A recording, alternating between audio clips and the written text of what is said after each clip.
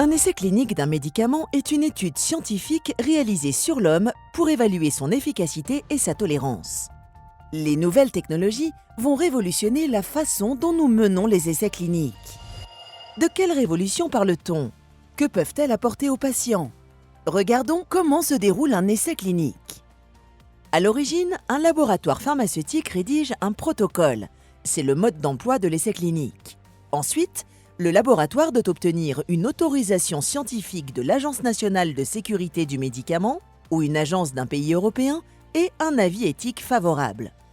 Il faut que des patients y participent. Ce n'est pas toujours simple. Parfois, trop peu de patients sont concernés par une maladie rare et sont répartis sur l'ensemble du territoire, loin de l'hôpital où se déroule l'essai.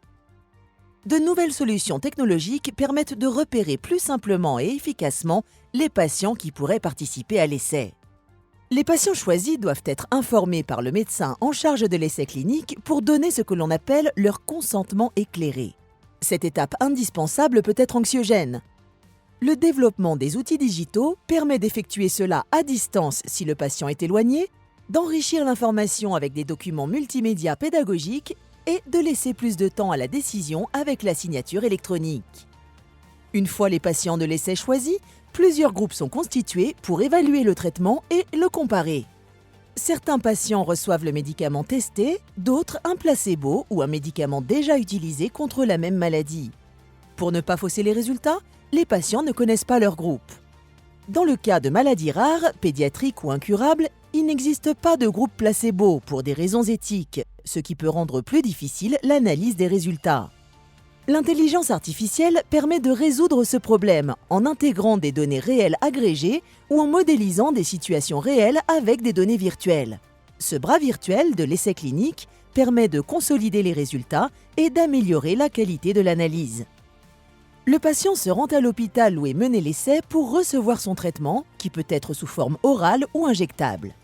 Il est possible que le patient reçoive le traitement chez lui ou qu'une infirmière de recherche se rende à son domicile pour lui administrer, notamment quand la durée du traitement est importante. Ce système a été mis en place pendant les confinements dus à la crise sanitaire du Covid. Le médecin en charge de l'essai clinique voit régulièrement chaque patient pour évaluer l'efficacité du traitement et surveiller d'éventuels effets indésirables.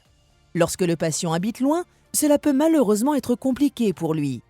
Grâce à la téléconsultation, les patients peuvent gagner du temps en ne se déplaçant que lorsque cela est nécessaire.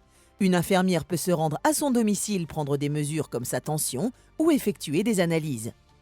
Au final, grâce au numérique, les essais cliniques sont moins contraignants pour les patients, avec des exigences de qualité et de sécurité tout aussi élevées.